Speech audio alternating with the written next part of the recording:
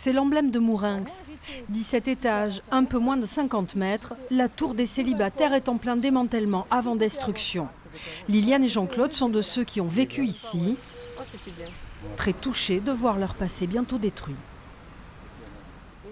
J'ai eu un appartement au 5e étage, un studio en 82. Ensuite, j'ai rencontré mon mari en 85. Donc j'ai eu un appartement au 9e étage.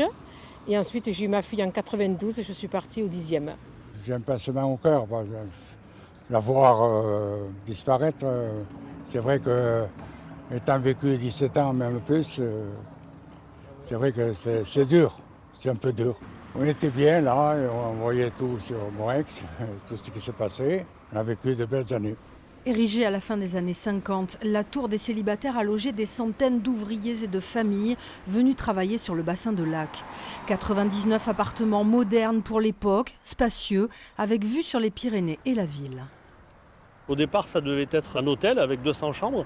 Et puis rapidement, on s'est rendu compte que 200 chambres d'hôtel à Mourinx, il n'y avait pas de schéma économique.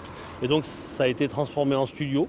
Et ça a été loué à des célibataires ou des personnes qui venaient travailler sur le bassin sans leur famille.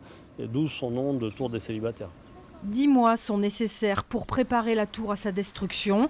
Objectif, ne conserver que la structure béton avant implosion le 26 novembre prochain.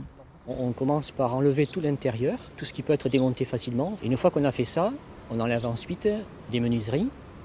Et c'est ensuite qu'on équipe en fait l'intérieur du bâtiment à des endroits un peu stratégiques d'un point de vue structurel, de manière à ce qu'on puisse y apposer donc des explosifs, de manière à ce que la tour puisse descendre le plus verticalement possible. Coût de la démolition 3 300 000 €.